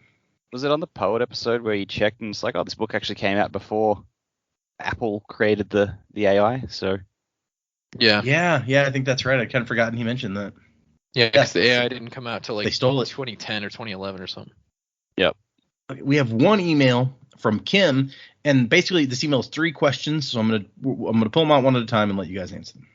So it says, "Hi, Sanderlanche crew. By now you've seen a lot of worlds in the Cosmere, and therefore a lot of flora, fauna, magic, etc. How do you feel about the places in the Cosmere so far?" How do I That feel? one. Feel. Oh, I have no idea. That's a weird question. Like, how do I feel in what way? I don't know. Maybe it's like, Would you visit what's them? your favorite place in the Cosmere? What's your least favorite place? Like, do you think that they're different enough to be interesting, or are they kind of the same stuff over and over? I don't know. Yeah, and this is maybe something that I have a hard time as a reader because I'm just not very good at this in my own brain.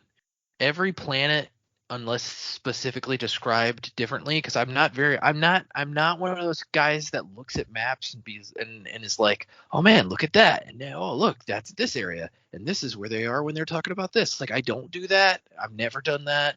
Not even with like Lord of the Rings, where they have these awesome maps at the front or the back. Like, I don't do it. And so it's hard for me without specific words written down by the author to kind of get a sense of setting and what the places look like. I'm just not very good at visualizing that kind of stuff. My brain automatically focuses more on like what the characters would look like in my head, or the way that their voices would sound, or the way that they talk to one another, the cadence that they use and stuff like that. So I would say, because all these books are written in English without the extra information that we get from Data, I don't really know how they differ besides what's written on the page. And so I probably couldn't come up with a specific thing that I like or dislike. For example, I have a completely different feeling about original Mistborn trilogy setting than I do about Second Era, because the world has changed a lot. Yeah, it really has. It's the same place, but it's changed a bunch. Mm-hmm. And so I've never been a fan of stuff set in like industrial Western type of settings. But at the same time, I liked the characters so much that didn't really matter to me. I like Second Era Mistborn maybe just a little bit more than First Era. If I'm going on a book by book basis, I would say, because that's actually the setting that we got the most books in, right? We got 4 books in that setting. I'm always a fan of give me more of the thing so that I can form more of an opinion on it, right? So like, the more books there are in a particular setting, like I may love Stormlight because we're going to get a lot. Mm-hmm. It just depends on if I jive with it, if it's interesting to me.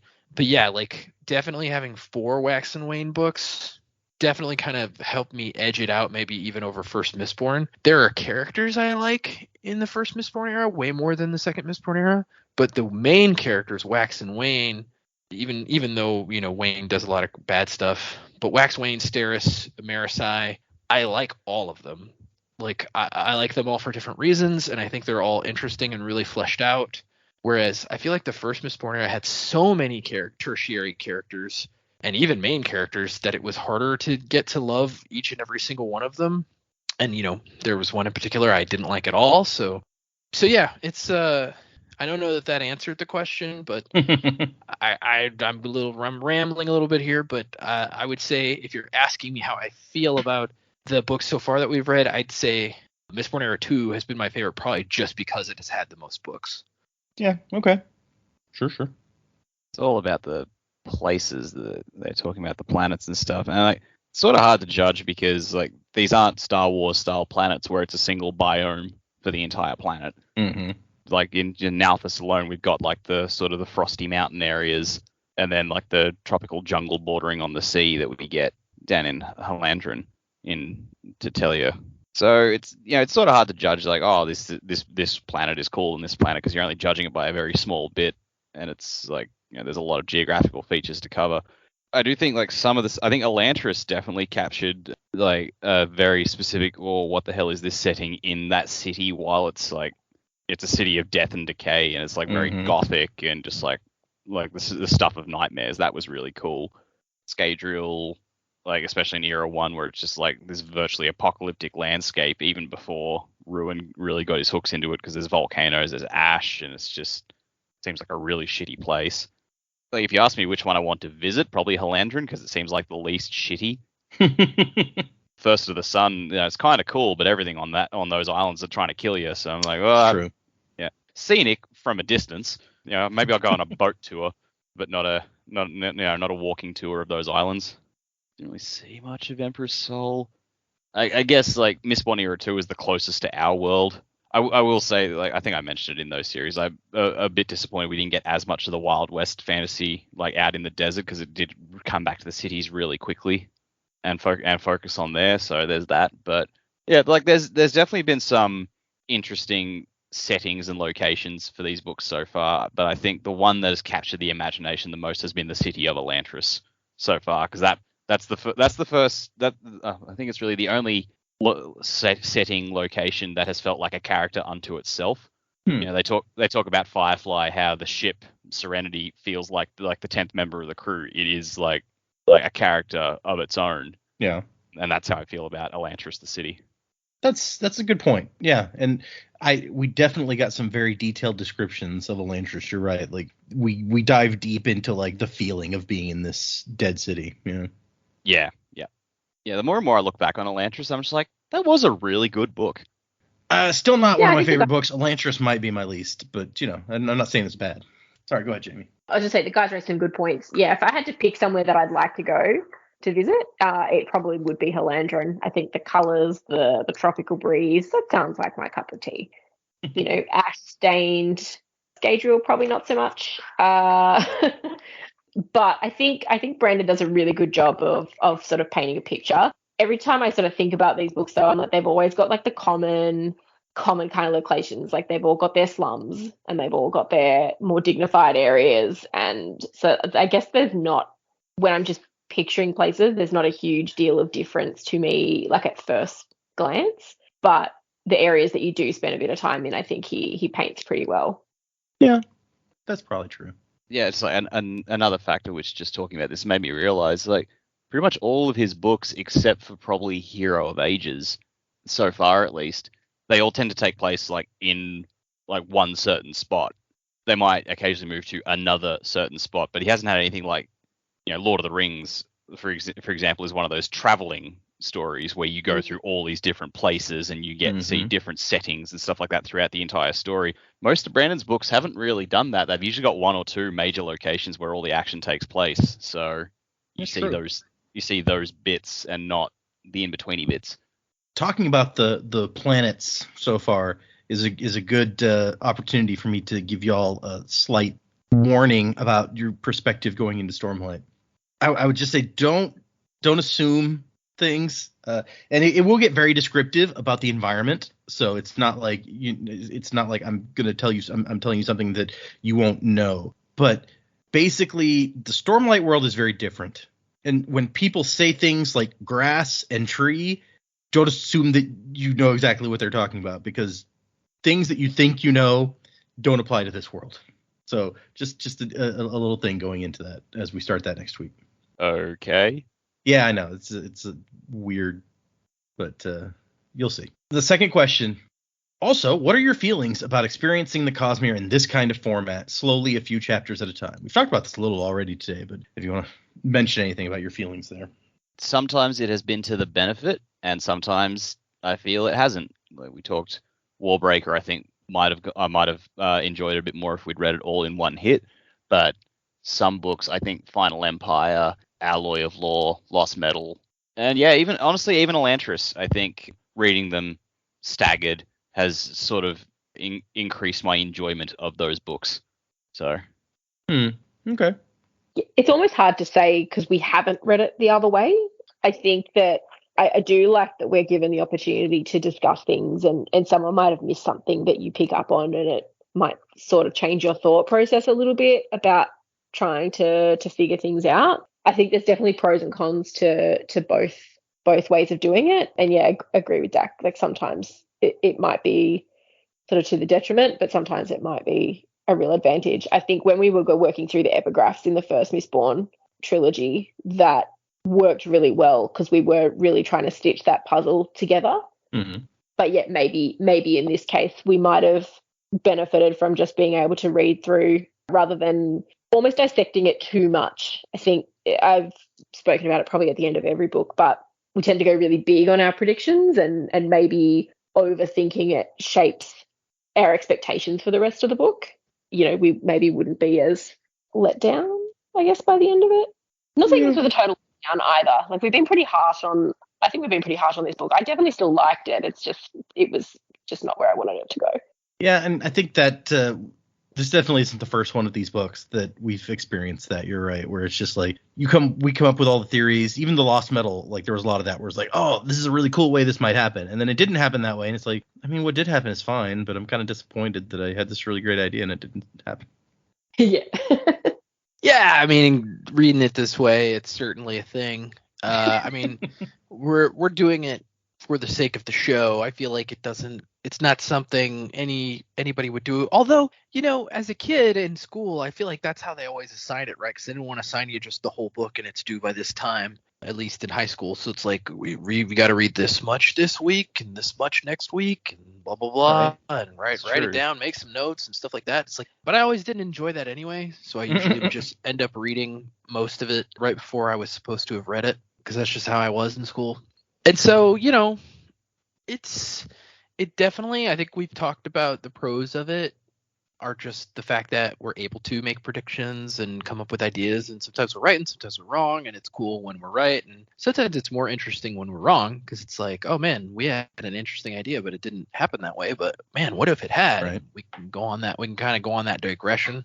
And so I think for the show it really works. But yeah, it's and I've said this before on the show, so I'll say it again, like I would not have read this many books from this author if it wasn't for the show. And that's not to say that he's not a good author. It's not to say that they're not worth reading. It's to say that my interest level would probably not have kept up if we weren't doing a show. Like I probably would have read like maybe the first Mistborn book if I had, and I know I've mentioned this, if I read Well of Ascension next and I was by myself and didn't have this show, there's no way I would have read Hero of Ages. I would have been like, nah, screw this. I'm not reading the rest of this. And so then there would have been absolutely no reason for me to read Mistborn Era 2 and or Atlantis or any of that stuff. So the show is why we do it the way we do it. I kind of just take it as it comes because that's how we're doing it. Sure. Yeah, it makes sense. All right, last question, and I think it's our last thing for today. Lastly, how do you feel moving on to Stormlight? Any feelings? I mean, you guys don't even know that much about it, so it's kind of hard to know what to feel, except that you know it's supposed to be this big epic one. So what do you guys feel? I mean, it's always really exciting to start the new book. I think we always tend to look forward to it. Obviously, it's going to be such a big saga for us to go through. No idea what to expect, and particularly with Data's warning just before about you don't think you know what you know. The grass is not grass. Yeah, or grass is purple, or grass is actually the sky. Like I don't even know. Skygrass. Skygrass. I don't even know how on top of upside down we're going to get, but it's exciting. It's always exciting to read a new one, and I think I'm excited with knowing the scale of what we're about to walk into. I think there's a really good opportunity for the world building, the characters, the wild predictions to come out. I think it's going to be really cool, and I think our listeners have been excited for us to get here for a long time. So it'll be great to get some of their input and words of wisdom on the way as well. Yeah, if you guys can't come up with some wild predictions as we go through these books, I will be sorely disappointed. There should be lots of opportunities. Oh, I got you. Yeah, grass is volcanoes. No. Jamie's already given Skygrass. Like, that's true. Skygrass is the key. Skygrass is a narcotic. It does sound like that, right? Yeah. Grass that takes you to the sky. You don't want to sell me sky grass. You want to go home and rethink your life. I want to go home and rethink my life. It's like, yeah, like the universe is a dragon that was broken into 6 pieces, and Hoyd is the grass in the sky. Yeah. What the fuck am I talking about? Yeah, no, this is gonna sound harsher than I intended to. I have mixed feelings, not in the sense that I'm not looking forward to this, because I absolutely am. I am always trepidatious about getting into a new big series in general, because I'm just like, oh man, like, you know, big series, like whether it's a book series or a TV series, it's like a, you know, you don't, like, that's a commitment, not so much a you're like, oh yeah, I'll just sit down and pick this up. And you know, it's taken us 3.5 years to get through the 9 books that we have read, at least 3 of which were much shorter than the regular books. And now we're looking down the barrel of a 10-book series, only 4 of which have been released, but each of those 4 books for us is split in 2. So that gives us an idea of how big the bloody thing is. So it's like, oh man, that's big, that's dense, there's going to be a lot going on in this one. Add to that, there's the hype factor. Like, we've had some people who've said, oh, Lantris wasn't great, or Warbreaker wasn't great, and not as many, but some people who said, oh yeah, the Mistborn books weren't my favorite. I don't recall a single person saying that about Stormlight. So I'm like, another concern I have carrying this in is like, everyone's hyped this up so much. What if I don't like it as much as everyone has hyped it? Right. Like, what's that gonna, like, I don't know how I'll feel about that. So we'll see how that feels going in as well. But yeah, it's like those are the things holding me back. I am excited to get in because everyone has said this is the series to read, and I really want to dive into it. Because even before I'd read any Brandon Sanderson, like, that was the thing people told me. It's like, if you got to read some Brandon, that's the one to read. So it's like, oh man, years have built to this, and I'm just like, I'm finally here. I don't know how to feel about that. So I am really looking forward to it, but on some level, I'm a little bit terrified. No, yeah, that's fair. It's always, whenever anything is hyped up, especially, I'm just like, That may be one of the reasons that I actually didn't read Stormlight until I think I'd read pretty much all of the other Cosmere stuff out at the time, because it was like, oh, this is the one. This is like the Game of Thrones of Brandon stuff. I'm like, well, I don't want to read that. Yeah. Mistborn's still my favorite, but yeah, I'm not gonna say it's not good. I didn't read Harry Potter until it would have been 2004 or something, because everyone was hyping it up. I remember you so made much. fun of me. Yep. You made fun of me for reading it, and I was like, why? It's good. It wasn't until it was the third movie was coming out in theaters, and my college friends were like, oh, we're all going to see the third movie. You got to come. And I was like, well, I guess now I got to read the book, so I can't just go see the third movie not having seen either movie or read any books before now. I was also just like, everyone was hyping Harry Potter when I was a kid, and I'm just like, everyone's going on about it, and it's like, it got to the point where it was sort of turning me off a bit. Yeah. I was like, I didn't want to, and then I remember, God, I must have been 12 at most. No, I would have been younger. I remember my mum just picked me up, and sitting on the seat was one of the Harry Potter books. Like, she'd just gone and bought it for me, and I said, I haven't read any Harry Potter, and she just looked at me and said, well, you better start. I'm like, oh shit, okay. I bought this book. You're reading Harry Potter. You better buy it, or you better read it. The cap off to it all as well. It was the second one. That was what I started with. Yeah, you could probably start with the second one. I was about to say, you get away with that, yeah. Yeah, I went back and read the first one after that. Right. Like, yeah. But I'm just like, yeah, that's just my memory of just just a look of disdain on my mum's face. It's like, well, fucking get on with it. I love that. That's awesome. Yeah, that is awesome. You know, this might be the series that breaks me. I don't know.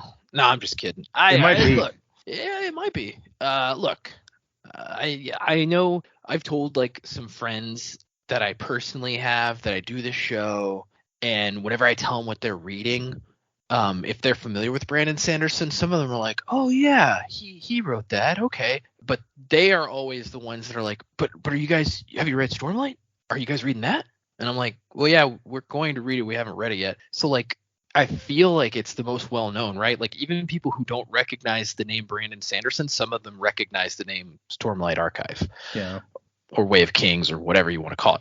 And so it's interesting to me how how this series is apparently permeated fantasy readers, but the rest of his works haven't. And I guess to me, going in knowing, Data telling us all of these books are kind of interconnected because they're all a part of this universe called the Cosmere, right? There's so many people I know that have read Stormlight Archive, love it, but have no idea when I start talking about Cosmere to them and stuff like that. They have no idea what I'm talking about. And so that's interesting to me too, that it's like they have no frame of reference for this larger picture that we have had a frame of reference for, not completely, but almost from the beginning of when we started the show. We've been building it for sure, yeah. Right, yeah, building it for sure. And so in a lot of ways, I'm going to have to reset my brain again because, again, Joe has to remember, when Brandon wrote the first Stormlight books, the gloves weren't off. He didn't interweave all of these super obviously with each other. And so I'm going to have to remember, I need to think of this as its own thing until I spot something that makes it not its own thing. I think that's the biggest thing for me to remember, because I like the crossover stuff. Like, that's probably my favorite part of anything, is when it crosses over with something else. So I'm excited to read it. I like fantasies, and epic stuff, but at the same time, I do get not bored's not the right word. I do get tired of reading something if it's dragging. So my hope is that even though these things are dense, that that it doesn't drag, that it still clips along at a pace that is suitable. Like, if we're spending 10 chapters on a guy having a conversation with somebody else, like, that's not gonna be good for me. I would be like, dude, let's move on. So we'll see. I don't know how many years in the timeline that these books span. Like, I don't know if the first book takes place at some point and then the next book takes place like 10 years later. Like, I don't know any of that stuff. So It'll be interesting to see how much ground is really covered here. And so, I'm optimistic, I try to be critical of things because I want to know what's the word I'm looking for. I tend to be critical of stuff because I care about things, and I could sound angry when I'm really just like impassioned about something. And I say all that to say, like, I may really like Stormlight, I may really not. That doesn't mean that any of Brandon's books are not good. It just means they may not be for me, or maybe they really are for me. And so I want to say that again. I know I've said it several times on the show over the course of the show, but like, not everything is for everybody. So I'm very optimistic about possibly enjoying this, especially since I know people personally that have read it, and I've, obviously I told them, don't tell me anything about it. I only know one character's name because a guy I know named his son after one of the characters. But other than that, I really don't know any of the characters' names. And I don't know anything about that character except his name. So it really doesn't tell me much except his name. And so, I'm looking forward to it. We'll see what happens. Oh, yeah, that makes sense. Okay, we need to do our word of Brandon of the week, and I'm gonna the one I had picked out would probably need a little more conversation, but we've gone a little long, so I'm gonna choose a different, slightly more boring one for you guys today. This person asks, what if Kelsier hadn't scared Vin away when Hoyd was? He cuts off a little bit there, but basically, in Hero of Ages, Vin goes to talk to Hoyd, and Kelsier in Secret History kind of scares her away. So he's like, what information would he have told Vin? And Brandon goes, so he would not have revealed terribly much of use to her. He was there trying to find out things for himself. So I don't know that gives us much even for discussion, but I found it kind of interesting because it's like we had no idea why Hoyd was there or what might have happened if Vin had talked to him, and now it's like it really wouldn't have been that relevant. So that kind of answers that question a little bit. So I thought that was interesting. Yeah. Begs the question, how prescient is Hoyd? Does he know what's going to happen? Does he know Sazed is going to save the world? And he's just there to pick things up. Like, if Hoyd doesn't know that's going to happen and the world's going to be saved, like, as powerful as Hoyd is, I got to assume that if the planet blows up and he's left drifting through space, he's probably not going to make it either. Yeah, right. Like, you got to figure that maybe he knows something if he's willing to just hang around, sitting down and waiting for things to happen. Yeah, he's just like sitting on the planet about to blow up, like that dog in the burning house. It's like, this is fine. No, I have to make this meme. Okay. I'm sure someone's made it. Probably. So, for next time, we're starting The Way of Kings. We're reading 3 chapters, essentially. The Prelude, the prologue, and chapter 1. And since Joe was mentioning, and I've touched on this before, but since Joe was mentioning, like, I don't know how long it takes place between these books, I'll note again, there are, between the prelude and chapter 2, I will say, there are there's 3 time jumps. I think at the end of the prelude, there's a time jump. At the end of the prologue, there's a time jump. At the end of chapter 1, there's a time jump. So yeah, I think you may have mentioned that before, and I just forgot. This isn't Sanderson's Game of Thrones. This is House of the Dragon. Something to look forward to for you guys. So. How many chapters do you expect Way of Kings to take? How many episodes? Chapters. How many episodes? Yeah. I have it currently outlined at 30, twice as long as Warbreaker, essentially. Well, I mean, so that's over half a year of Way of Kings. Yeah. I mean, we went to Final Empire was 19 or 20 episodes, and the others were about the same, yeah? Hold on, let's see. Let's go back. Final Empire is a little different because we were just doing 2 chapters specifically at first, and I upped it later. That's true. There was 18 for Final Empire plus 1 for 11th Metal. Well of Ascension was 20. Hero of Ages was 19. Secret History was 5. Elantris was 17. Alloy of Law was 9. Then 11. Then 12. With Lost Metal clocking in at 14. So, and then this one was 15. So. Okay, so yeah, we're not quite at twice the length of previous books, but we're not far off it. Yeah, exactly. Okay. Which is why they cut yours in half and gave you 2 books. Sure. Which I'll message you. I'll message you later the chapter where that switches over, so you know where that is in case you want to make that a shifting point. Yeah, maybe.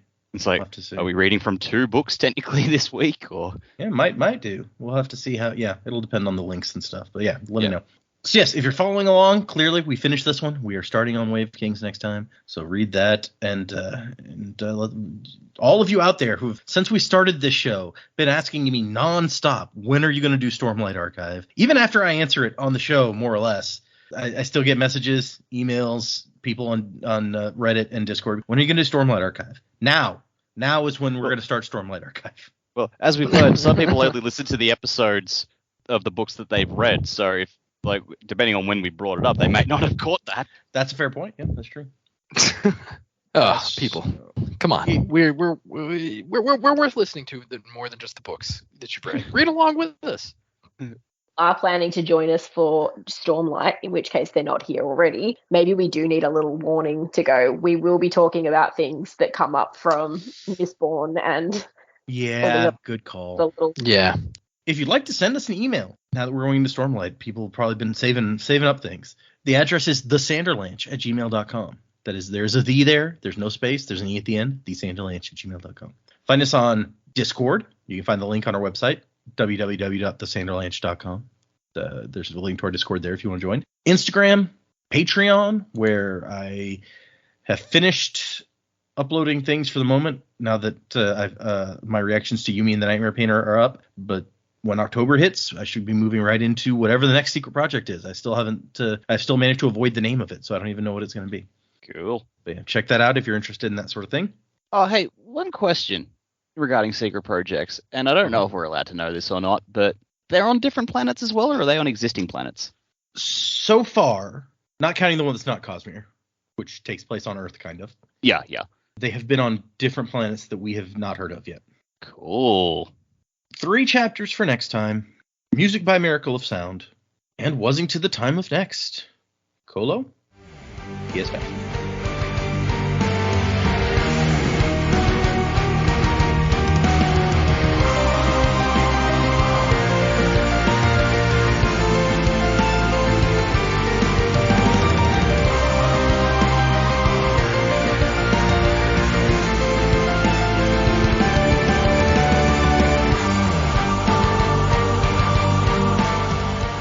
Cat, of course. Now that I'm talking, you're like, hey, what's going on over here? Hey, what's going on this side? Cletus the Slack-jawed Yokel. I've got that on my MP3 or on my phone. It was once upon a time on my MP3 player. Didn't mean to heart, but I did. Joe hearts this conversation. It's all good. Yeah, it was a mistake. Joe doesn't really heart us. No. Fun. Some folk will never lose a toe, and then again some folk will. Like Cletus the Slack-jawed Yoko. Some folk will never eat a skunk, and then again some folk will. Lead us the slack-jawed Yoko. I could call my ma while I'm up here. Hey, Ma, get off Get the off the dang dang roof. roof. Yeah,